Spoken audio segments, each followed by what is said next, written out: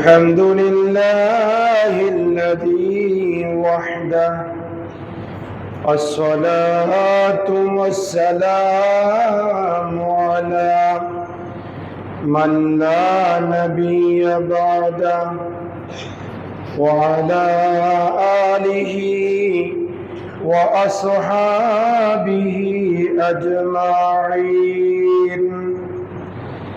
أما بعد، فقد قال الله عز وجل في شأن حبيبه تعظيما له وتوقيرا: إن الله وملائكته يصلون على النبي يا أيها الذين آمنوا صلوا عليه وسلموا تسليما.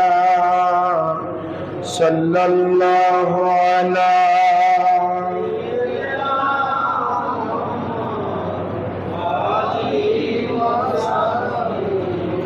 صلى الله على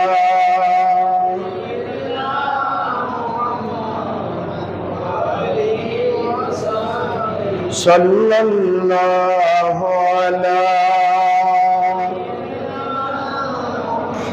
وآله وأصحابه. أعوذ بالله من الشيطان الرجيم. بسم الله الرحمن الرحيم. وإذ ابتلى إبراهيم ربه بكلمات فأتمهن. صدق الله مولانا العظيم وبلغنا رسوله النبي الأمين ونحن على ذلك لمن الشاهدين والشاكرين والحمد لله رب العالمين. মুআজ্জাজ মুহতারাম হযরত মুসল্লি আলাইহিস সালাম, সম্মানিত উলামায়ে কেরাম, রহমানি ওয়া রাহিমাকুমুল্লাহ, আমরা আল্লাহ সুবহানাহু ওয়া তাআলার আলিশান দরবারে লক্ষ কোটি শুকর আদা করছি যে আল্লাহ পাকের অত্যন্ত দয়া এবং মেহেরবানিতে পবিত্র হজের মাসের অন্যতম মাস জিলহজ শরীফের প্রথম জুমা, নামাজে জুমা আদায়ের মহান লক্ষ্যে আল্লাহর ঘর মসজিদে আসার বসার, সবাই একত্রিত হয়ে সালামি আরজ করার সুযোগ আর তৌফিক যে আল্লাহ আমাদেরকে দান করেছেন, তার দরবারে পড়ছি আলহামদুলিল্লাহ। আর লক্ষ দুরূদ ও সালামের হাদিয়া প্রেরণ করছি সোনার মদিনায় কামলিওয়ালা নবী, নুরুন নবী, হায়াতুন নবী, ইমামুল আম্বিয়া নবী, সমস্ত নবীদের নবী মুহাম্মদুর রাসূলুল্লাহ সাল্লাল্লাহু আলাইহি ওয়াসাল্লাম আর নূরি দরবার সোনার মদিনায় উচ্চ আওয়াজে আরেকবার পড়ছি আলহামদুলিল্লাহ। মুহতারাম হাজিরিন, গত কয়েক জুমা ধরে আমরা আল্লাহ পাকের ঘরের আঙ্গিনায় এবং হারাম শরীফের এরিয়ার বাহিরে বিভিন্ন নিদর্শনাবলী নিয়ে আমরা আলোচনা শুনেছিলাম এবং তার পাশাপাশি কোরবানির সমস্ত স্মৃতিগুলা সৈয়দিনা ইব্রাহিম খলিলুল্লাহর সাথে স্মৃতি বিজড়িত, এই ব্যাপারেও আমরা বিভিন্ন বিষয়ে আলোচনা করেছি। যেহেতু আমাদের সামনে সমাগত পবিত্র ঈদুল আজহা, আমরা ঈদুল আজহা কেন্দ্রিক কিছু কথা শুনবো বিমাশিয়াতিল্লাহ বিইজনিল্লাহ ওয়া মা তৌফিকি। আমরা জানি কোরবানি কোনো নতুন কিছু নয়, কোরবানি নতুন কোনো ইবাদত নয়, এটা পুরাতন ইবাদত। সৃষ্টির শুরু থেকে এই কোরবানির ইতিহাস আমরা জানি। মানব ইতিহাসের প্রথম কোরবানি হয়েছে হাবিল এবং কাবিল। ইব্রাহিম আদম ও সফিউল্লাহর দুই সন্তানের মধ্য দিয়ে কোরবানির ইতিহাস আরম্ভ হয়েছে। এই কথা আল্লাহ কোরআনুল কারীমের 5 নম্বর সূরা মায়েদার 27 নম্বর আয়াতে করিমার মধ্যে আল্লাহ বলেন, ওয়াতলু আলাইহিম নাবা বানাই আদম বিল হক ইয ক্বাররাবা কুরবানান ফাতুকুব্বিলা মিন আহাদিহিমা ওয়া লাম ইউতাকাব্বাল মিনাল আখার ক্বালা লাআকতুলান্নাকা ক্বালা ইন্নামা ইয়াতাকাব্বালুল্লাহু মিনাল মুত্তাকিন। আল্লাহ পাক এই আয়াতে করিমার মধ্য দিয়ে আমাদেরকে জানিয়ে দিচ্ছেন যে কোরবানি নতুন কোনো ইতিহাস নয়, এটা আদম ও সফিউল্লাহর জমানা থেকে কোরবানি হয়ে আসছে। সুবহানাল্লাহ বলবেন না? আদম আলাইহিস সালামের দুই ছেলে হাবিল এবং কাবিল। আমি সেদিকে ইতিহাসে যাচ্ছি না। আমরা জানি আদম সফিউল্লাহর জোড়ায় জোড়ায় ছেলে মেয়ে হতো, এক ছেলে এক মেয়ে। এই বছরের ছেলের সাথে আগামী বছরের মেয়ের সাথে বিবাহ বন্ধনে আবদ্ধ হওয়া আদম আলাইহিস সালামের শরীয়তে আল্লাহ পাক বৈধ করে দিয়েছিলেন। সুবহানাল্লাহ। ভাই ভাই বিবাহ, ভাই বোনে বিবাহ, এটা আদম আলাইহিস সালামের শরীয়তে তখনকার অবস্থায় জায়েজ ছিল, ঠিক কি না? ওই হিসাবে হাবিলের সাথে আকলিমার সাথে এবং কাবিলের সাথে লেউদার সাথে বিবাহ হওয়ার সিদ্ধান্ত সেটা আল্লাহর পক্ষ থেকে। কার পক্ষ থেকে? আল্লাহর পক্ষ থেকে। কিন্তু হাবিলের সাথে আকলিমার সম্পর্ক বিবাহ হওয়ার কথা আল্লাহর বিধান, আর কাবিলের সাথে লেউদার, কাবিল লেউদাকে বিবাহ করতে অস্বীকৃতি জানালো, কারণ লেউদা ছিল একটু কুচরি কালো আর আকলিমা ছিল সুশ্রী সুন্দর। সুন্দরের প্রতি মোহ আগ্রহ এটা নতুন কিছু নয়। যখন এই সিদ্ধান্ত দিয়েছেন আদম ও সফিউল্লাহ এটা আল্লাহর বিধান, তখন কাবিল বলল আমি এই বিধান মানি না, আমি আকলিমাকে বিবাহ করব। আদম ও সফিউল্লাহ বলছেন না, এটা সম্ভব নয়। আল্লাহর বিধান হচ্ছে তোমার সাথে তোমার যে বোন দুনিয়াতে এসেছে সেটাকে তুমি বিবাহ করতে পারবে না, তোমার পরবর্তী বছরে যে বোন এসেছে তাকে তুমি কি করতে হবে? বিবাহ করতে হবে। এইভাবে ঝগড়া বিবাদ শুরু হয়েছে। এক পর্যায়ে কাবিল বলল যে লাআকতুলান্নাকা, তাহলে আমি হাবিলকে আমি কতল করে ফেলবো। নাউজুবিল্লাহ। হাবিলকে আমি কি করে ফেলবো? কতল করে দুই টুকরা করে দিব। তখন আল্লাহ রাব্বুল আলামিন এর ভাষায় আদম ও সফিউল্লাহ জানাই দিলেন, ইন্নামা ইয়াতাকাব্বালুল্লাহু মিনাল মুত্তাকিন, যারা মুত্তাকিন তাদের সবকিছু আল্লাহ পাক কবুল করেন। সুবহানাল্লাহ। তাহলে তুমি কুরবানি দাও। কি দাও? কুরবানি দাও। হাবিল এবং কাবিলকে বলা হলো কুরবানি দিতে। হ্যাঁ, দুইজনে কুরবানি দিলেন। দুইজনের কুরবানির ধরন ছিল ভিন্ন। কাবিলের কুরবানি ছিল সে চাষাবাস করত, সে কিছু গম জব এগুলা কুরবানির জন্য উপস্থিত করেছে। আর হাবিল সে পশু লালন পালন করত। হাবিল একটা বকরি, একটা ছাগল কোরবানি দিয়েছেন। তো তখনকার কোরবানির বিধান ছিল বিশাল মাঠে কোরবানি দিবে, যার কোরবানি আল্লাহ কবুল করবেন আকাশ থেকে একটা আগুন এসে ওটাকে জ্বালিয়ে নিয়ে যাবে। সুবহানাল্লাহ। আর যার কোরবানি কবুল করবে না সেটা যেভাবে কোরবানি দিয়েছে সেভাবে মাঠে পড়ে থাকবে। সেটা যদি বর্তমান যুগে হতো বেশি ভালো হতো। কথা কন না, ঠিক কি না? তাহলে আমাদের হালাল হারাম, আমাদের ইনকাম সবকিছু প্রকাশিত হয়ে যেত মানুষের সামনে। কিন্তু আল্লাহ রাব্বুল আলামিন উম্মতে মুহাম্মাদীকে এত বেশি ভালোবাসেন, আগেকার যুগের উম্মতের যেমন তেমন, অনলি ফর শুধুমাত্র উম্মতে মুহাম্মাদী, তাদের সব গুনাহগুলোকে আল্লাহ গোপন রাখেন যাতে করে উম্মতে মুহাম্মাদী বেইজ্জত না হয়। সুবহানাল্লাহ। এটা আমার নবীর কারণে। কার কারণে?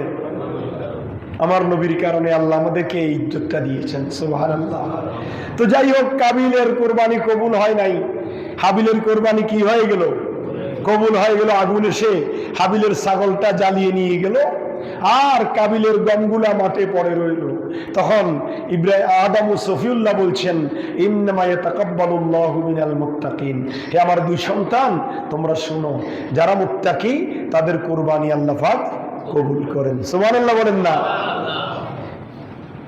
যারা মুত্তাকি, এটা মনে রাখবেন এই সবক, যারা মুত্তাকি, ইন্নামা ইয়াতাকাব্বালুল্লাহু মিনাল মুত্তাকিন, যারা মুত্তাকি তাদের কোরবানি আল্লাহ কি করেন? কবুল করেন। যুগ যুগে কোরবানি হয়ে এসেছে, নতুন কিছু নয়। কোরআনুল কারীমের সূরা হজের ৩৬ নম্বর আয়াতে করিমার মধ্যে আল্লাহ বলেন, ওয়ালিকুল্লি উম্মাতিন জাআলনা মানসাকান লিয়াযকুরু ইসমাল্লাহি আলা মা রাযাকাহুম মিন বহিমাতিল আনআম। জোরে বলুন না সুবহানাল্লাহ। আল্লাহ বলেন, ওয়ালিকুল্লি উম্মাতিন জাআলনা মানসাকান, প্রত্যেক উম্মতের জন্য, প্রত্যেক জাতি গোষ্ঠীর জন্য আমি আল্লাহ রাব্বুল আলামিন আহকামুল হাকিমিন কোরবানির বিধান রেখেছিলাম। সুবহানাল্লাহ। কোরবানির কি রেখেছি? বিধান রেখেছি। আল্লাহ কেন আপনি কোরবানির এই বিধান লিখেছেন? আল্লাহ বলছেন, লিয়াযকুরু ইসমাল্লাহি আলা মা রাযাকাহুম মিন বহিমাতিল আনআম, আমি আল্লাহর দেওয়া চতুষ্পদ প্রাণীর গলায় ছুরি চালিয়ে যাতে করে বান্দা আমি আল্লাহর বড়ত্বের ধ্বনি দিতে পারে, আমি আল্লাহর তাকবীর উচ্চারণ করতে পারে, এই জন্য আমি আল্লাহ এই কোরবানির বিধান জারি রেখেছি। সুবহানাল্লাহ। কোরবানির মাধ্যমে আল্লাহর বড়ত্বের ঘোষণা হয়। সুবহানাল্লাহ বলবেন না? বলেন না সবাই, কি ঘোষণা হয়? আল্লাহর বড়ত্বের ঘোষণা হয়, তাকবীর দেওয়া হয়, আল্লাহু আকবার, আল্লাহু আকবার, লা ইলাহা ইল্লাল্লাহু, আল্লাহু আকবার, আল্লাহু আকবার। আল্লাহ মহান। আল্লাহ কি? এই মহান আল্লাহ, সেটার ঘোষণা দেওয়া হয় কোরবানির যখন আপনি ছুরি চালান তখন। কথা বলেন ঠিক কি না? ছুরি চালানোর সময় কি বলতে হয়? বিসমিল্লাহি আল্লাহ। আল্লাহ মহান। আল্লাহ যে মহান সেই কথা স্বীকৃতি দিয়ে বান্দা চতুষ্পদ প্রাণীর গলায় কি চালাবে? ছুরি চালাবে। আল্লাহ বলেন এই জন্য বিধান রেখেছি। এটা হচ্ছে কোরবানির বিধান। আমার নবীকে যদি জিজ্ঞাসা করা হয়, ইয়া রাসূলুল্লাহ কোরবানি কি?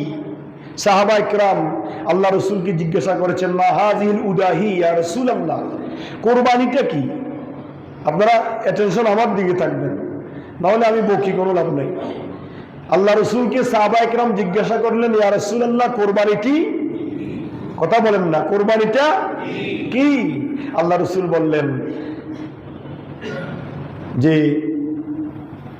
সুন্নাত আবিকুম ইব্রাহিম, এটা তোমাদের আব্বা, তোমাদের পিতা সাইয়েদনা ইব্রাহিম খলিলুল্লাহর সুন্নত। জোরে বলুন সুবহানাল্লাহ।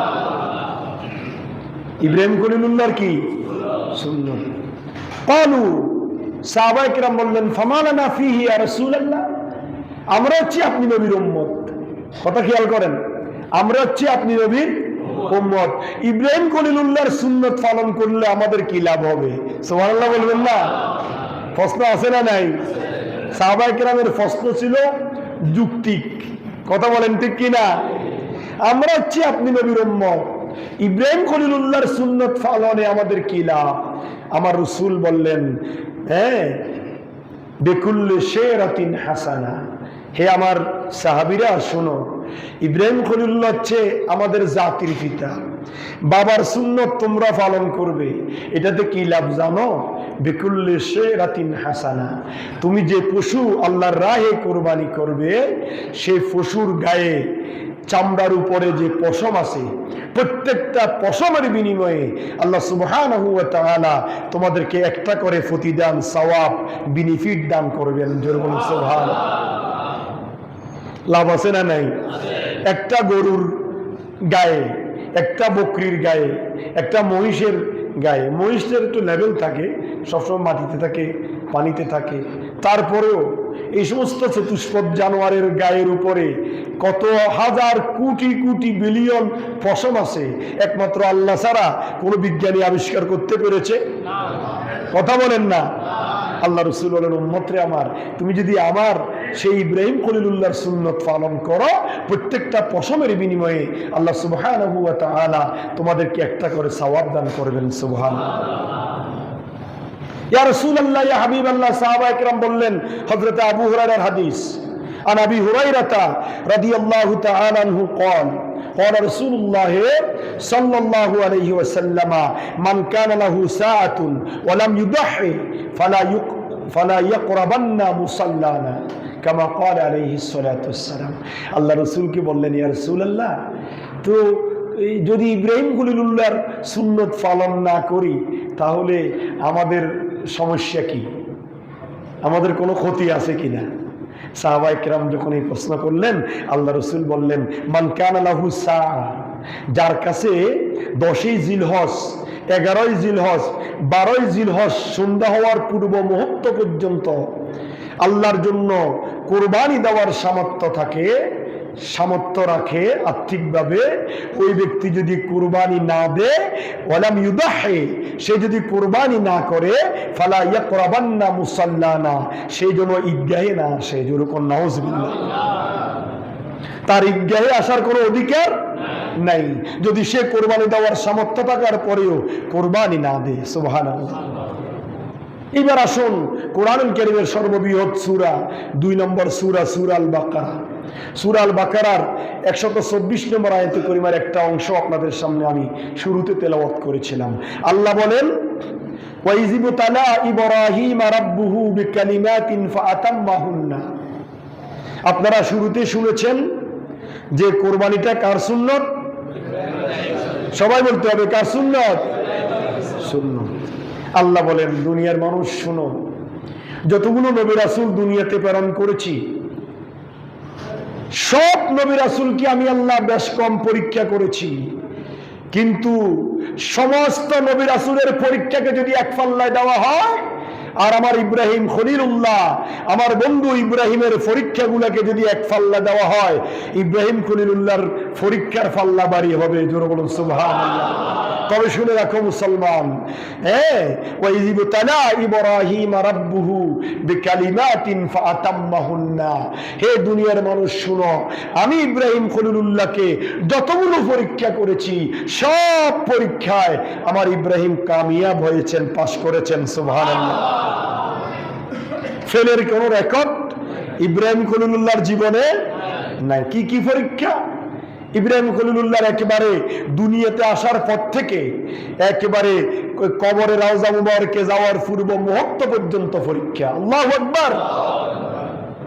ভূমিষ্ঠ হওয়ার সাথে সাথে পরীক্ষা শুরু হয়েছে। এক নম্বর হচ্ছে বাবেল জীবনীর পরীক্ষা।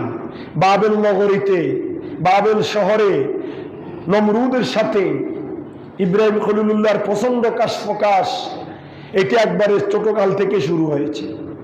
আব্বা ছিল অগ্নিপূজক। ইব্রাহিম খলিলুল্লাহর আব্বা ছিল কি? অগ্নিপূজক। আবার তিনি মূর্তি তৈরি করতেন, মূর্তি বানিয়ে বাজারে বিক্রি করতেন। বাবা মূর্তি বানিয়ে বাজারে বিক্রি করতেন। সন্তান একজন জলিলুল কদর পয়গাম্বর, আল্লাহর নবী। এটার ভিতরে দ্বন্দ্ব থাকতে পারে কি পারে না? কথা বলেন না। বাবার ক্ষমতা বেশি না ছেলের ক্ষমতা বেশি? বাবার ক্ষমতা বেশি না? স্বাভাবিকভাবে ক্ষমতা বেশি কার? ইব্রাহিম খলিলুল্লাহ সেই জীবনেও প্রচন্ড কাশফকাশ, দ্বন্দ্ব, বিগ্রহ, বিভিন্ন প্রতিকূল অবস্থার মধ্য দিয়ে ইব্রাহিম খলিলুল্লাহর বাবেল জীবনের পরীক্ষা তিনি অতিবাহিত করেছেন। তারপরে শুরু হয়েছে কেনানি পরীক্ষা, কেনানি জীবনের পরীক্ষা। কেনান শহরে তিনি বসবাস করেছেন, সেখানে আবার বিভিন্ন ধরনের পরীক্ষা। নমরুদের পরীক্ষা। নমরুদ নিজেকে খোদা দাবি করছেন, চন্দ্র সূর্যের মালিক দাবি করছেন, নিজেকে স্রষ্টা দাবি করছেন, বিভিন্ন অবস্থা। এগুলার সাথে তার পরীক্ষা, প্রচন্ড কাশফকাশ নমরুদের সাথে। কার সাথে? নমরুদের সাথে।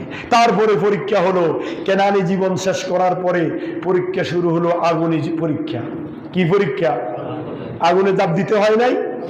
কথা বলেন না। আগুনে কি দিতে হয়েছে? জাপ দিতে হয়েছে। আগুনে যখন জাপ দিচ্ছিলেন, গতকাল একটা কিতাবের মধ্যে দেখলাম, ইব্রাহিম খলিলুল্লাহকে নমরুদ যে আগুনে ফেলেছেন, সে আগুন থেকে 400 গজ, 400 গজ মানে 800 হাত।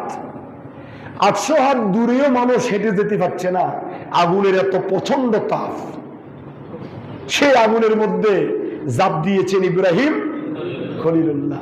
যখন জাপ দিচ্ছিলেন সঙ্গে সঙ্গে জিব্রাইল তার 600 ডানা মুহূর্তের ভিতরে অ্যাপ্লাই করে ইব্রাহিম খলিলুল্লাহর কাছে এসেছেন। জিব্রাইল কে এসেছেন? হযরত ইব্রাহিম খলিলুল্লাহ, আপনি তো আগুনে জাপ দিতে যাচ্ছেন, আপনাকে আমি কি সহযোগিতা করতে পারি? আল্লাহু আকবার। ইব্রাহিম খলিলুল্লাহ চিৎকার দিয়ে বলছেন, যাও বেটা এখান থেকে, তোমার কিসের আবার সহযোগিতা? যে আল্লাহর জন্য আমি আগুনে যাচ্ছি, আমার সেই আল্লাহ কি নাই? আল্লাহু আকবার। আমার সেই আল্লাহ কি দেখছে না? তোমার কিসের সহযোগিতা? গেট আউট এখান থেকে।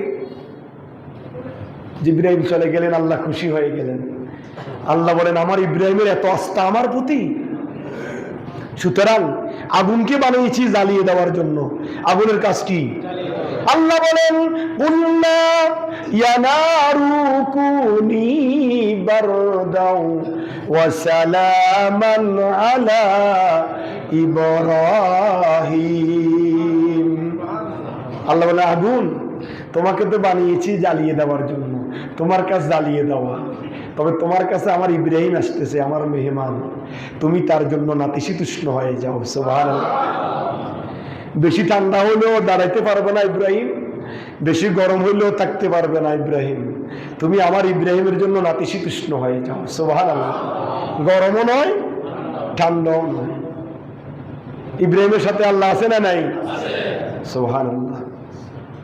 সেই ইব্রাহিম আলাইহিস সালামের পরীক্ষা। তারপরে শুরু হয়েছে ৮৬ বছর বয়সে সন্তান লাভের পরীক্ষা। কয় বছর বয়সে? ৮৬ বছর বয়সে। বুড়া বুড়ির ফলামান্যা হয়নি, কথা বলে না। ৪০-এর পরে আসলে মেয়ে হওয়ার, বর্তমান যুগে ৪০-৪৫-এর পরে কি আসলে মেয়ে হওয়ার কোনো সুযোগ আছে নাকি? নেই। ইব্রাহিম খলিলুল্লাহর ৮৬ বছর বয়স, আম্মা হাজেরার ৮০ বছর বয়স। তখন একটা ছেলে দিয়ে আল্লাহ আবার পরীক্ষা করলেন। সুবহানাল্লাহ। সেই পরীক্ষায়ও ইব্রাহিম খলিলুল্লাহ পাস। সুবহানাল্লাহ। তারপরে বললেন যে সন্তান পেয়েছ ৮৬ বছর বয়সে, এবার সেই সন্তান আর স্ত্রী হাজেরাকে জনমানব শূন্য এলাকায় খানায় কাবার পাশে বনবাসে দিয়ে আসো। কঠিন পরীক্ষা। সেই পরীক্ষায়ও তিনি কি করেছেন? পাস করেছেন। তারপরে বলে, এই ইব্রাহিম তোমার বয়স কত? কয় যে আল্লাহ ৮০। কয় তুমি তো খতনা করো না। কি করো নাই? খতনা করো নাই। পুরুষাঙ্গের সামনের অংশ কেটে ফেলে দেওয়া হয় নাই তোমার। তো আল্লাহ এটা যদি ফেলে না দিই, কয় যে এটা ফেলে দেওয়ার ভিতরে অনেক হিকমত আমি আল্লাহর লুকায়িত রয়েছে। শুধু তুমি নয়, তোমার থেকে শুরু করে কিয়ামত পর্যন্ত তোমার অনুসারী যত আমি আল্লাহর বান্দা বান্দিরা, তোমার সন্তানেরা, ইমানদার মুসলমানরা দুনিয়াতে আসবে।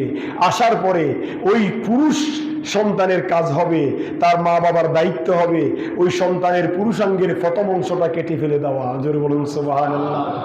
আর ইব্রাহিম বলে, আল্লাহ এখন আমি কি করব? ইব্রাহিমকে আল্লাহ বলে, তোমার খতনা তুমি করো। সুবহানাল্লাহ বলবেন না? তোমার খতনা। ইব্রাহিম আলাইহিস সালাম, বুখারী শরীফের হাদিস, ইব্রাহিম খলিলুল্লাহ ৮০ বছর বয়সে নিজের লজ্জাস্থানের প্রথম অংশ ধরে নিজে কুড়াল দিয়ে কাটে ফেলে দিয়েছেন। কার সন্তুষ্টির জন্য? সেখান থেকে খতনা শুরু হয়েছে, এখনো পর্যন্ত আছে না নাই? সুবহানাল্লাহ। কঠিন কঠিন পরীক্ষা। সর্বশেষ পরীক্ষা হয়েছে, ইব্রাহিম কোরবানি দাও। ডাইরেক্ট কি বলেছে? ইব্রাহিম তুমি তোমার ইসমাইলকে জবাই করে দাও আমি আল্লাহর জন্য, এইভাবে বলেছেন? বলেন নাই। ইঙ্গিত দিয়েছেন। নবীদের স্বপ্ন ওহী। নবীদের স্বপ্ন কি? কথা বলেন না। নবীদের স্বপ্ন কি? ওহী। ইব্রাহিম স্বপ্নে দেখছে তোমার প্রিয় বস্তু কোরবানি দাও। কেমন পরীক্ষা! ১০০টি উট দিলেন, পরের দিন আবার দেখছে একই স্বপ্ন, 200টা উট দিলেন। পরের দিন আবার দেখছে একই স্বপ্ন, 300টা উট দিলেন। একে একে 600টা উট আল্লাহর রাহে কোরবানি দিয়ে দিলেন। চতুর্থ দিন আবার দেখছে, ইব্রাহিম রে তোমার প্রিয় বস্তু কোরবানি করো মিয়া, উট কোরবানি করতে বলি নাই। আল্লাহু আকবার। ইব্রাহিম খলিলুল্লাহ বলে, ও খুদা, আমার হালাল সম্পদের 600টা উট কোরবানি দিলাম, আমার প্রিয় বস্তু আর কি হতে পারে? আমার এই কলিজার টুকরা 86 বছর বয়সে যে সন্তান লাভ করেছি, এই সন্তান ছাড়া তো আমার আর প্রিয় বস্তু কিছুই। তারপরে ইব্রাহিম খলিলুল্লাহ সন্তানকে পয়গাম দিলেন। বয়স কত? আল্লাহ বলছেন ফালাম্মা বালাগা মাহুস সায়া। আমি সংক্ষেপে বলছি, ফালাম্মা বালাগা মাহুস সায়া, সূরা সাফফাত, কোরআন কারীমের 23 পারা। ফালাম্মা বালাগা মাহুস সায়া, সন্তানের বয়স যখন হলো 7-8 বছর, কোন কোন তাফসীরে এসেছে 13-14 বছর, বাবার সাথে হাঁটা চলা করার বয়স যখন সন্তানের কি হলো? উপনীত হলো। ওই বয়স যখন সন্তানের হলো, তখন সন্তানকে বাবা কোরবানির প্রস্তাব দিচ্ছে। কথা খেয়াল করেন, বাবা সন্তানকে কি প্রস্তাব দিচ্ছে? কোরবানির প্রস্তাব দিচ্ছে। কি প্রস্তাব দিচ্ছে? ইয়া বুনাইয়া ইন্নী আরা ফিল মানাম আন্নী আযবাহুকা ফানজুর মাযা তারা। সুবহানাল্লাহ। কয় আব্বা, আমি স্বপ্নে দেখতেছি তোমাকে জবাই করতেছি। এটা কি কিচ্ছা কাহিনী? ইব্রাহিম খলিলুল্লাহ, বাবা আমি স্বপ্নে দেখতেছি তোমাকে কি করতেছি? জবাই করতেছি। বয়স কত? 7-8 বছর অথবা 12-13 বছর। এই 13 বছরের সন্তান কি জবাব দিচ্ছে? আল্লাহ রাব্বুল আলামিন 4500 বছর পরে আমার নবীর উপর যে কোরআন নাজিল করেছেন, সেই কোরআনের ভিতর আল্লাহ কোট করে দিয়েছেন। ইব্রাহিম খলিলুল্লাহ বলে, আব্বা আমি স্বপ্ন দেখেছি তোমাকে জবাই করতেছি, তোমার অভিমত কি? 12-13 বছরের সন্তান বলতেছে, ক্বালা ইয়া আবাতি ফাআল মা তুমার সাতাজিদুনি ইনশাআল্লাহু মিনাস সাবিরিন। আল্লাহু আকবার। কয় আব্বা আপনি স্বপ্ন দেখেছেন, এটাতে আবার চিন্তার কারণ কি? ইয়া আবাতি ফাআল মা তুমার, আপনি আল্লাহর পক্ষ থেকে যেটা আদিষ্ট হয়েছেন আপনি আপনার আদেশ বাস্তবায়ন করুন, ইনশাআল্লাহ আপনি আমাকে ধৈর্যশীলদের মধ্যে পাবেন। আপনি যখন আমাকে জবাই করতে যাবেন আমি বিচলিত হব না, আমি ধৈর্য ধারণ করে শায়িত হয়ে যাব। আপনি আমার গলায় ছুরি চালাবেন আর রাজি হয়ে যাবে খুদ লা ইলাহা ইল্লাল্লাহ। ফালাম্মা আসলামা ওয়া তাল্লাহু লিল জাবিন, ছেলেও রাজি, বাবাও রাজি, কোরবান কর্মীওয়ালাও রাজি, কোরবান হয়ে যাওয়া ওলাও রাজি। ওই যে গত জুমায় বলেছি, নিয়ে গেলেন মিনার দরবারে। কোথায়? মিনার জমিনে। যারা হজ উমরায় গিয়েছেন তারা মিনা দেখেছেন, যারা হজে গিয়েছেন তারা মিনাতে অবস্থান করেছেন, যারা উমরায় গিয়েছেন মিনার প্রান্তর দেখেছেন। সেই মিনার প্রান্তরে আমরা হাজিদেরকে দেখাই ট্রেন স্টেশন আছে, ট্রেন স্টেশনের বাম পাশে সেই যেখানে ইব্রাহিম খলিলুল্লাহ ইসমাইল জবিউল্লাহকে জবই করেছে, সেই জবর জায়গায় একটা মিনারা দিয়ে সেই জায়গাটা চিহ্নিত করে রেখে দেওয়া হয়েছে। কিয়ামত পর্যন্ত যত ইব্রাহিম খলিলুল্লাহর সন্তানেরা বিশ্বের বিভিন্ন অঞ্চল থেকে হজ উমরা করার জন্য আসবে, তারা স্বচক্ষে দেখবে ইব্রাহিম খলিলুল্লাহ আব্বা নিজের কলিজার টুকরা সন্তানকে কোথায় জবাই করেছে। সেই স্থানটা মিনার ট্রেন স্টেশনের ডাইন পাশে পাহাড়ের উপরে ফিলার দিয়ে একটা মিনারা দিয়ে সেখানে স্থান চিহ্নিত করে রাখা হয়েছে। রওনা হয়ে গেলেন। যারা শয়তানকে কঙ্কর নিক্ষেপ করেছেন তারা দেখেছেন ওখান থেকে একটা সুড়ঙ্গ আছে, সুড়ঙ্গ দিয়ে সোজা 20-25 মিনিট হাঁটলে আল্লাহর ঘরে যাওয়া যায়। সুবহানাল্লাহ। ইব্রাহিম খলিলুল্লাহ ওই রাস্তা দিয়ে ইসমাইল জবিউল্লাহকে ওই রাস্তা দিয়ে হয়ে জমরা হয়ে মিনাতে এসেছেন সন্তানকে নিয়ে কোরবানি দিবেন। প্রতিমধ্যে শয়তান ওই যেখানে বর্তমানে হাজিরা শয়তানকে কঙ্কর নিক্ষেপ করে ওই জায়গায় শয়তান দিল ধোঁকা। কোথায় যাচ্ছ? গত জুমায় বলেছি এগুলা আর বলবো না। ধোঁকা দেওয়ার পরে ফাতর নিক্ষেপ করেছেন। আল্লাহ রাব্বুল আলামিন ইব্রাহিম খলিলুল্লাহর ফাতর নিক্ষেপকে এত পছন্দ করেছেন, কিয়ামত পর্যন্ত হাজিরা হজ করতে যাবে আর শয়তানকে কঙ্কর নিক্ষেপ করা আল্লাহ পাক ওয়াজিব করে দিয়েছেন। সুবহানাল্লাহ। আমার ইব্রাহিম শয়তানকে মেরেছে, তুমিও মারো। তুমি ইব্রাহিমের সন্তান, তুমি ছেলে হয়ে বাবার কাজ তুমিও করো। তোমার অন্তরের যত কুমন্ত্রণা, যত শয়তান তোমার অন্তরে বদ্ধমূল হয়ে আছে, তোমার শয়তানগুলা দূরীভূত হয়ে যাবে। সুবহানাল্লাহ। এইভাবে কোরবানির ইতিহাস এসেছে, আপনারা জানেন তো। শেষ ইতিহাস আর কত কম আমরা সব জানি, আমরা জানি না যে এমন কিছু নেই।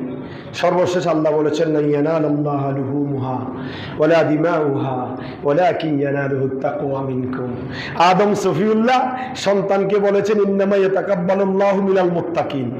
মুত্তাকি ব্যতীত কোরবানি আল্লাহ কি করেন না? কবুল করেন না। আর আল্লাহ বলছেন, লা ইয়ানালুল্লাহু লুহুমুহা ওয়ালা দিমাউহা ওয়ালাকিন ইয়ানালুহুত তাকওয়া মিনকুম। দুনিয়ার মানুষ, তোমরা যে পশু জবাই করো, সেই পশুর গোশত, সেই পশুর চামড়া, সেই পশুর হাড্ডি তোমাদের কাজে লাগে। কথা বলেন ঠিক কিনা? হাড্ডিও আমাদের কাজে লাগে, চামড়াও আমাদের কাজে লাগে, গোশত আমরা পেট ফুরাই খাই। আল্লাহ বলেন, তোমাদের পশুর গোশত, হাড্ডি, চামড়া কোনো কিছুই আমি আল্লাহর প্রয়োজন নাই। ওয়ালাকিন ইয়ানালুহুত তাকওয়া মিনকুম। একমাত্র তোমাদের অন্তরের তাকওয়াই, খোদাভীতিতে আমি আল্লাহর দরকার। জোরে বলুন সুবহানাল্লাহ। সুতরাং এই কোরবানি ওয়াজিব। আল্লাহ বলেছেন, কুলিন্না সলাতি ওয়া নুসুকি ওয়া মাহইয়ায়া ওয়া মামাতি লিল্লাহি রাব্বিল আলামিন।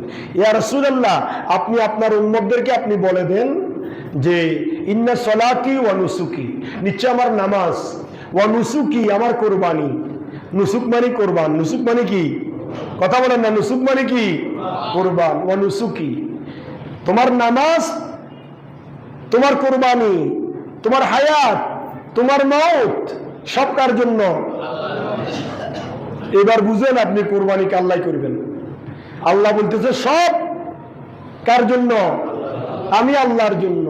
এবার তুমি কোরবানি কার জন্য করবে তুমি চিন্তা করো। আল্লাহ রাসূল বলেছেন, কোরবানির দিন মা মিন আমাল ইবনে আদম ইয়াওমান নাহারে আহাব্বু ইলাল্লাহি মিন হিরাকিদ দাম ওয়া ইন্নাহু লা ইয়াতি ইয়াওমাল কিয়ামাতি বিকুরুনিহা ওয়া আশআরিহা ওয়া আজলাফিহা ওয়া ইন্নাদ দাম্মা লা ইয়াকাউ মিনাল্লাহি বিমাকানিন ক্বাবলা আন ইয়াকাউ ফিল আরদ কামা ক্বালা আলাইহিস সালাতু ওয়াসসালাম। আল্লাহ রাসূল সাল্লাল্লাহু আলাইহি ওয়াসাল্লাম কি বলছে? বলতেছে কোরবানির দিন 10 জিলহজ আল্লাহর কাছে সবচাইতে গ্যারান্টেড, গ্রহণীয়, কবুলনীয়, বরণীয় যে বান্দার আমল, সেটা হচ্ছে মিনে হেরাকিদ দাম, চতুষ্পদ প্রাণীর গলায় ছুরি চালিয়ে রক্ত প্রবাহিত করা। সুবহানাল্লাহ। 10 জিলহজ আল্লাহর কাছে সবচাইতে মোস্ট ইম্পর্টেন্ট, গুরুত্বপূর্ণ বান্দার আমল হচ্ছে বান্দা কোরবানির পশুর গলায় ছুরি চালিয়ে রক্ত প্রবাহিত করবে। কেননা সে যে পশু কোরবানি করবে, এই পশু কিয়ামতের দিন বিকুরুনিহা ওয়া আশআরিহা ওয়া আজলাফিহা, এই পশুর শিং, এই পশুর চামড়া, এই পশুর গোশত, এই পশুর হাড্ডি সবকিছু নিয়ে সে কিয়ামতের দিন এই পশুর উপর বহন করে হাসরের ময়দানে উঠবে। সুবহানাল্লাহ। ওয়া ইন্নাদ দাম্মা লা ইয়াকাউ মিনাল্লাহি বিমাকানিন ক্বাবলা আন ইয়াকাউ বিল আরদ। আল্লাহ রাসূল বলতেছেন, তুমি যে পশু কুরবানি করো, সেই পশুর রক্ত জমিনে পড়ার আগে আল্লাহর দরবারে সেটা কবুল হয়ে যায়। সুবহানাল্লাহ। তো কবুল হওয়ার জন্য হইতে হবে তাকওয়া। কি বলেন না? তাকওয়া। আপনার অন্তর যদি তাকওয়াই থাকে, খোদাভীতি থাকে, তাহলে আপনার কোরবানি কি হবে? কবুল হবে। তারপরে আসেন, আল্লাহ রাসূল বলেছেন কোরবানি কেমন করবে?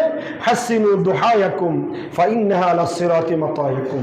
উম্মতরে আমার, তুমি সুন্দর, সুশ্রী, আকর্ষণীয়, বলিষ্ঠ একটা পশু দিয়ে কোরবানি করো। কেন? কিয়ামতের কঠিন ময়দানে তোমার ফুলসিরাতের গোড়ায় তোমার এই কোরবানির পশু তোমার জন্য অপেক্ষা করবে। তোমাকে বহন করে সে ফুলসিরাত পার করাই দিবে। সুবহানাল্লাহ। এই কোরবানি করা ওয়াজিব। কাদের উপর ওয়াজিব? কথাগুলো খেয়াল করবেন, এদিক সেদিক তাকাবেন না। কাদের জন্য ওয়াজিব? যারা মালিকি নিসাব, যাদের উপর যাকাত ওয়াজিব, তাদের উপর কোরবানি ওয়াজিব। এবার তো আরেক সমস্যা, যাকাত ওয়াজিব করলে তো কোরবানিও করতে হবে। আর তো যাকাত ওয়াজিব নেই, আর তো মুখে পাইব ও মুখে পাইব, এই কারণে আর তো যাকাত নেই, এইটা বলতে যায় এবারে কোরবানিও বন্ধ হয়ে যাবে। তো আপনার কাছে কতটুকু সম্পদ থাকলে আপনার উপর কোরবানি ওয়াজিব? একটা হিসাব ক্যালকুলেটর করে দেখা হয়েছে, 52.5 তোলা রূপা, 1,54,000 সামথিং 55,000 টাকা যদি কারো কাছে, হ্যাঁ, এই পরিমাণ সম্পদ টাকা যদি কারো কাছে থাকে, তার উপর কোরবানি ওয়াজিব। সুবহানাল্লাহ। এটা সংক্ষেপে বলছি, সময় কম। তারপরে আপনার উপর কোরবানি ওয়াজিব, আপনি কোরবানি দেন নাই, তাহলে আপনার জন্য আল্লাহ রসুল কি বলেছে? ফালা ইউকরাবান্না মুসাল্লানা, সেই জন্য ঈদগাহে না আসে। কোরবানি ওয়াজিব হয়েছে কিন্তু কোরবানি দিচ্ছেন না, আপনি ঈদগাহে আসার অধিকার নেই। ইমামে আযম আবু হানিফা রাহমাতুল্লাহ আলাইহির মতে প্রত্যেক সামর্থ্যবান ব্যক্তিদের উপর কোরবানি করা ওয়াজিব। প্রত্যেক সামর্থ্যবান ব্যক্তির উপর কোরবানি করা কি ওয়াজিব। অনেকে অনেকভাবে প্রশ্ন করে ফেসবুকে, মোবাইলে, সামনাসামনি। গতকালে একজনে প্রশ্ন করেছে, হুজুর কোরবানি করন তরন কষাই মশাই ধরন তরন অনেক জামিনের খান, গোস্ত তো হইতিন খায়, টিয়া 50,000 কয়ে সৎকা করে দিলে নইব না? টাকা 50,000 সৎকা করে দিলে কি কোরবানি হবে না সৎকা হবে? কথা বলেন না, সৎকা হবে, কোরবানি। কোরবান মানে চতুষ্পদ জন্তুর গলায় কি চালানো? ছুরি চালানো। আপনি টাকা সৎকা করলে তো আর ছুরি চালানো হলো না, রক্ত প্রবাহিত করা হলো না, এই জন্য ওটা হবে না। কোরবানি ওয়াজিব হওয়ার জন্য 7টা শর্ত, কথা খেয়াল করেন। সবাই তো আর 2-4 দিন পরে কোরবানি করবেন। কোরবানি ওয়াজিব হওয়ার জন্য শর্ত কয়টা? 7টা। এক হচ্ছে ইখলাস, একনিষ্ঠতা থাকতে হবে, না হলে আপনার উপর কোরবানি ওয়াজিব নয়। এলাকার লোকে কি কইব? নতুন মাইয়ে বিয়ে দিছি, বিয়ে কি কইব? আর ফোনারা কার ঘরের দিকে তাকাই থাকব? কোরবানি না করলে মানুষে কি কইব? এটা কি তাকওয়া? এটা কি খুলুসিয়ত? এটা কি আল্লাহর ভয় নাকি লোকের ভয়? তাহলে আপনার উপর কোরবানি ওয়াজিব নয়, আপনার কোরবানির দরকার নেই। আল্লাহ এবং রসুলের নিয়ম অনুযায়ী কোরবানি, যেমন পশু কোরবানি করার জন্য আল্লাহ এবং রসুল নির্দেশনা দিয়েছেন, ওই ধরনের পশু কোরবানি করতে হবে, সুশ্রী, সুন্দর, আকর্ষণীয়, এগুলা। 3 নম্বর হচ্ছে হালাল ইনকাম। বড় আশ্চর্য যায়, বলতে গেলে তো কয় বেশি কথা কয়, বড় আশ্চর্য যায় মানুষের নৈতিক চরিত্রের অবস্থা শুনে দেখে। তো ওই হিসাবে আর বেশি বলবো না, ইনকামটা হালাল হইতে হবে। এখন আপনি হালাল হারাম ডিফারেন্স করবেন কোথায়?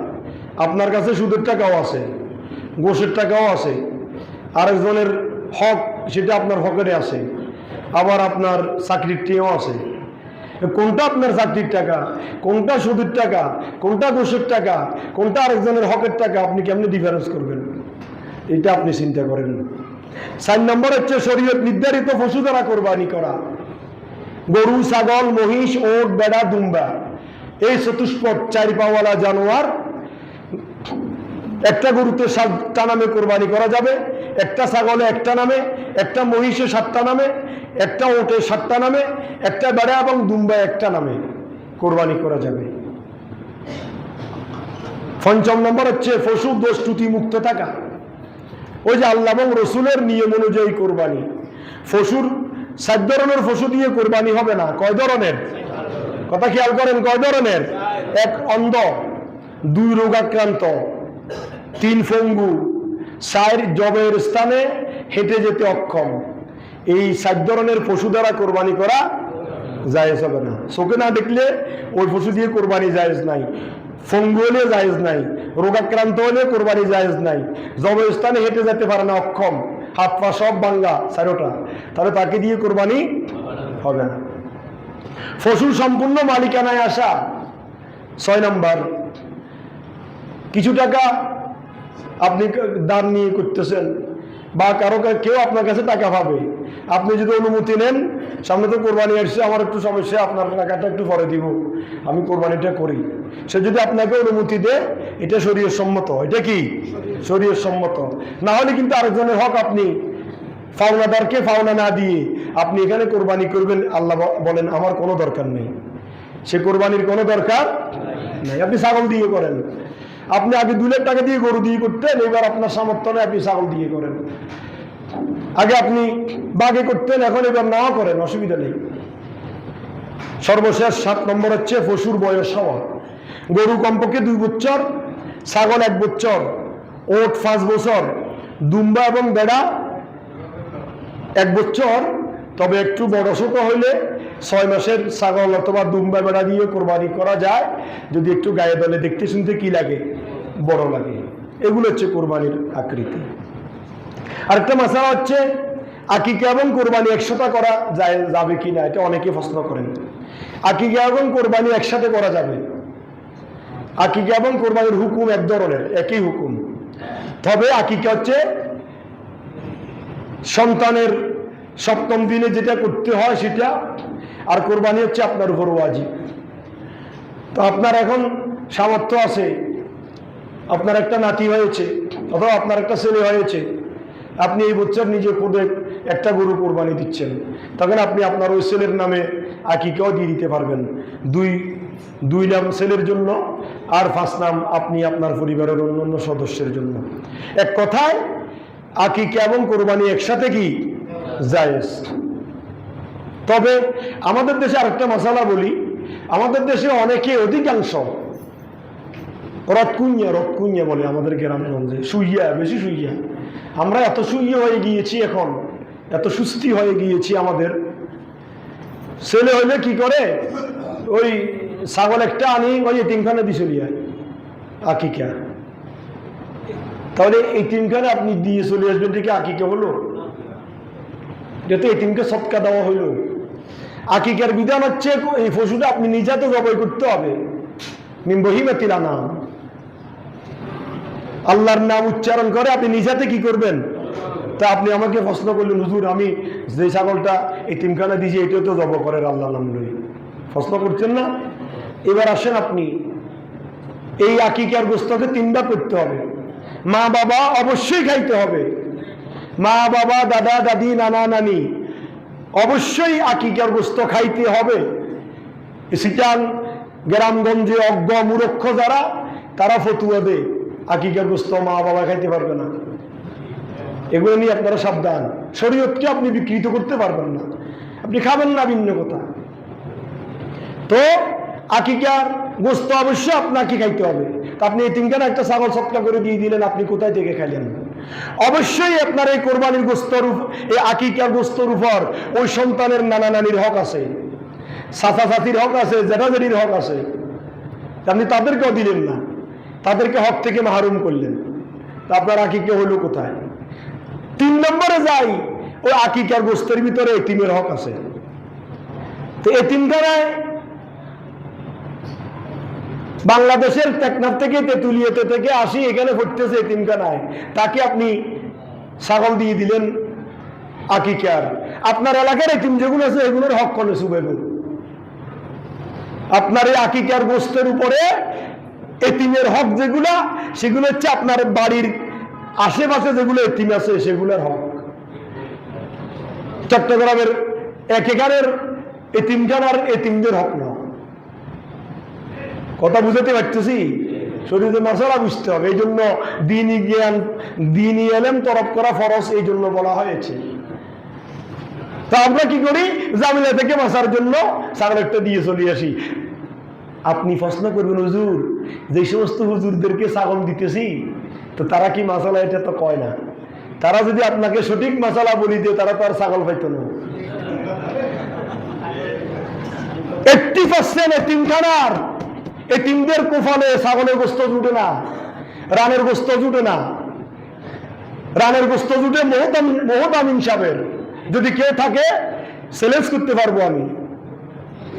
আর আশেপাশের গোস্তগুলো জুটে অন্যান্য শিক্ষকদের নসিবে। আর যারা এতিম তাদের নসিবে ঢুকে ছাগলের একগেরে শক্ত আড্ডি জাগেন, আড্ডি একগেন দি ওই বাজারে বুড়ো হয়ে গেছে, কদু যখন বেচতে পারেন না, দামাদি কোবাই কদু কাড়ে, এই কদু এগুলো দিয়ে আড্ডি দিয়ে ফাঁকায়, তার এই তিনদের নসিবে আড্ডি। এটা আমার অভিজ্ঞতা থেকে বলতেছি, কয়েকটা প্রতিষ্ঠান আমি তদারকি করে আমি স্বচক্ষে দেখেছি। এটা হচ্ছে আমাদের বর্তমানে এতিমখানার পরিবেশ। ছাগল দিয়ে চলে আসবে না কি কার, রানের গোস্ত খাইবে মোহতামিনে, ফিডের গোস্ত খাইবে হুজুরও বলে, আর আড্ডি খেয়ে বুঝো আমরা এতিমে বলে। এই আকিকা হবে না, এগুলো মনে রাখবেন, এগুলা মাসালা বলতে হয়। তো হুজুর ওইটা আপনাকে বলতেছে না তো, রান্না বান্নার খরচ হয়, তো এগুলো তো হুজুরে বলবে না। কেন বললে তো হুজুরের ফ্রিজের ভিতরে ছাগল দিত না, হুজুরের ফ্যানের ভিতরে ছাগল দিত না, নাহলে হুজুর এই কথাটা বলতে পারতো, আপনার আকিকে এইভাবে হচ্ছে না, আপনি এইভাবে করেন, আমাকে সামান্য একটু দিয়ে যান, বাকিগুলো এইভাবে দেন। তো মাসালাতে আমি যেটা পড়ছি হুজুরিটা পড়ে নাই, কথা বল না, হচ্ছে কিনা বুঝি নিয়েন কথা, কিছু কিছু বললে বুঝি নিয়েন। কোরবানি না দিয়ে সৎকার করলে হবে না। এবার আসেন সন্তানের ইনকাম, মা বাবার কোনো ইনকাম নাই, তাহলে আকিকে কোরবানি দিতে হবে সন্তানের নামে। আমরা কি করি, বাবা বুড়ো হয়ে গেছে, আম্মা বুড়ো হয়ে গেছে, ও কার নামে কার নামে, কয় যে আব্বার নামে আর আম্মার নামে। আরে তো টাকা তো কামাইতেছো তুমি, আব্বা আম্মার নামে কিসের কোরবানি? তার তো কোরবানি ওয়াজিব হয় নাই। কথা বুঝতে পারছি? অনেক ফ্যামিলিতে এমনও হয় স্বামীর নামে কোরবানি হয়, স্ত্রীর নামে কোরবানি দেওয়া হয় না। তো স্ত্রীর উপর তো কোরবানি ওয়াজিব, সে তোমার কাছে মাছ ভরি স্বর্ণ পাইব, 10 লাখ টাকা মোড়া না পাইব, এগুলো কই? এগুলোর মালিক স্ত্রী না আপনি, তো তার উপর তো কোরবানি ওয়াজিব। তা আপনি স্ত্রীকে বাদ দিয়ে আপনার নামে কোরবানি করতেছেন, স্ত্রী কোথায় যাবে? স্ত্রীর সম্পদ তো আপনার কাছে, ঠিক না বেঠিক? এগুলো বুঝি নিয়েন মাসালা। সর্বশেষ নিয়তটা পরিষ্কার হইতে হবে, ইন্নামাল আমালু বিন্নিয়াত, নিয়ত স্বচ্ছ হইতে হবে। না হলে ওই আদম আলাইহিস সালামের হাবিল কাবিল, আদম আলাইহিস সালামের ছেলে হাবিল কাবিলের মতো হবে। কাবিলের কোরবানি মাঠে পড়ে থাকবে, হাবিলের কোরবানি আল্লাহ আকাশে উঠাই নেবে। নিয়ত পরিষ্কার না হলে কোরবানি কবুল হবে না। সর্বশেষ পশুর সাথে মানবিক আচরণ করতে হবে, পশুকে কষ্ট দেওয়া যাবে না। ইজা যাবাহাতুম ফাহসিনু যাবাহা, তুমি যখন পশুর জবাই করবা তার প্রতি মানবিক হও, তাকে যত্ন সহকারে শোয়াইতে হবে, যত্ন সহকারে বাঁধতে হবে। বাঁধার পর জবাই শেষ হওয়ার সাথে সাথে তার 4টা পা খুলে দিতে হবে, যাতে করে সে হাত পা লেড়ে সে স্বাধীনভাবে তার জানটা তার দেহ থেকে বাইরে হয়। তা আমাদের কষাই বাইগুলো কি করে, একবার মজবুত করে বান্ধি রাখে, যতক্ষণ এতে শক্ত নয়। তারপরে যখন ছুটি গেছে একটা শেষ, তারপরে খুলে, তাহলে সে কষ্ট পেল। কোরবানির পশুকে ওই ধরনের কষ্ট দেওয়া যাবে না। এই সমস্ত মাসলাগুলো মনে রাখবেন। আজকে একটু দেরি হচ্ছে।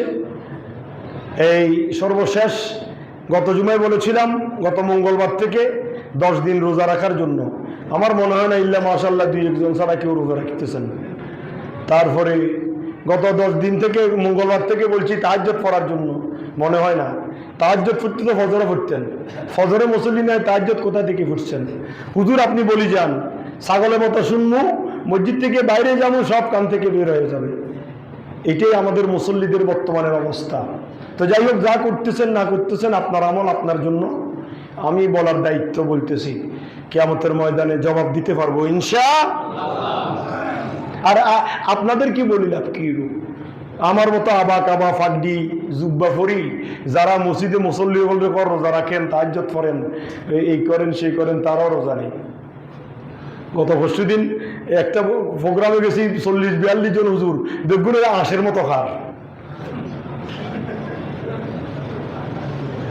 একটাও রোজা নেই। কিরুয়া জিলহজের প্রথম দশক না, আরে বেড়া খোঁজে এখন গরম বেশি, সন্ধ্যা করে না খোঁজে।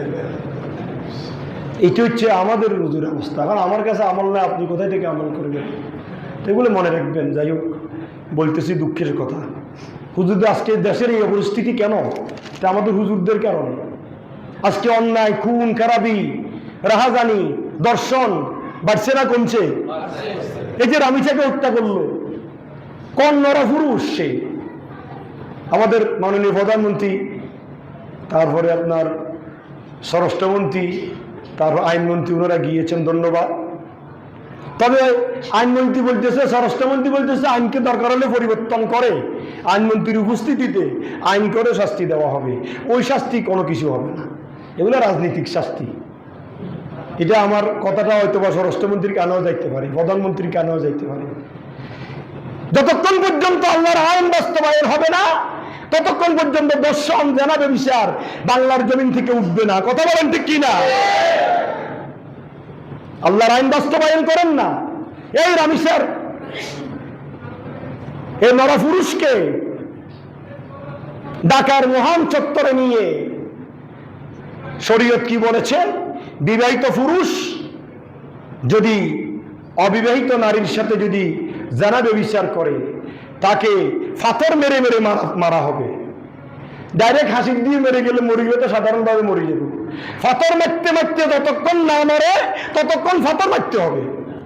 এইভাবে যদি বাংলার জমিনে একটা দুইটা দর্শনের শাস্তি কায়েম করা হয়, আপনারা বলেন বাংলার জমিনে দর্শন থাকবে?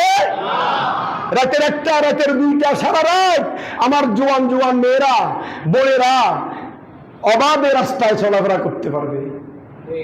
সৌদি আরব আছে না নাই? তাকাইতেও পারবেন না মিয়া, তাকাইতেও পারবেন না, তাকানোরও বিধান সুযোগ নেই, সাথে সাথে কতল। আপনি কোথায় আছেন? এই যে চুরি, ডাকাতি, সন্ত্রাসী, মাস্তানি বাড়তেছে না কমতেছে? সরকারের দোষ দিবেন কি? সরকার কি আপনার জনগণের লোকালয় আছে বসে দেখবেন? যে সরকারের হোক, কোন সরকারে ভাবতো না যতক্ষণ পর্যন্ত কোরআনের আইন আপনি বাস্তবায়ন করবেন না। কোরআনের আইন কি? আস-সারিকু ওয়াস-সারিকাতু ফাকতাউ আইদিয়াহুমা। চুরি করেছে প্রকাশ্যে ময়দানে নিয়ে ঘোষণা দাও, আজকে চুরির শাস্তি হবে। একটা দুইটা তিনটা চোরের হাত কাটি দেন না, তারপর দিন থেকে আপনার দোকান খোলা রেখে আপনি নামাজে যেতে পারবেন, মশাও বসবে না। কথা বলেন ঠিক কিনা? তাহলে আইনমন্ত্রী আইন পরিবর্তন করে শাস্তি দিব, কি লাভ হইব? চুরি ডাকাতি সরকারের উপরস্থ থেকে একবার নিচের পর্যন্ত সব কর্মকর্তারা কলমের খোঁচায় চুরি করেন, করেন কি করেন না? চুরি ডাকাতি বন্ধ আছে? কি আইন করবেন আপনি? যতক্ষণ পর্যন্ত আপনার নীতি নৈতিকতা পরিবর্তন হবে না, ততক্ষণ পর্যন্ত কোনো আইন বাস্তবায়ন হবে না, কোনো আইন দিয়ে সফল হবেন না। যতক্ষণ পর্যন্ত কোরআনের আইন বাস্তবায়ন হবে না, ততক্ষণ পর্যন্ত কোনো আইন দিয়ে কাজ। আজকে আমরা এই মনসুরাবাদ মসজিদ থেকে ধিক্কার জানাই এবং কঠিন শাস্তি। কালকে আবার দেখলাম কোতোয়ালি থানার ওখানে একটা ওই এটা কি ডেকোরেশনের দোকানের একটা মেয়েকে, 4 বছরের একটা মেয়েকে সে দোকানে নিয়ে মানে জেনা করার জন্য ফায়তারা চালাচ্ছিল। হঠাৎ জনগণ দৌড়ি ফেলছে, পরে কোতোয়ালি থানা ঘেরাও করছে। জনগণে বলছে তোমাদের কাছে কি থাকবে না, তোমাদের কাছে আসামি থাকবে না, আমাদেরকে দাও, তোমরা তো টাকা নিয়ে ছাড়ে দিবা, আমরা তাকে লড়াই লড়াই মারি। তারপরে এই ধরনের জেনা ব্যভিচার দর্শন বন্ধ হবে। যতক্ষণ পর্যন্ত কোরআনের আইন আসবে না, ততক্ষণ পর্যন্ত শান্তি স্বস্তি আসবে না। যতক্ষণ পর্যন্ত আপনার আমার অন্তরের ভিতর আল্লাহ এবং রসুল খোদার ভয় আসবে না, ততক্ষণ পর্যন্ত পৃথিবীর জমিনে কোনো আইন দিয়েও কিছু করা।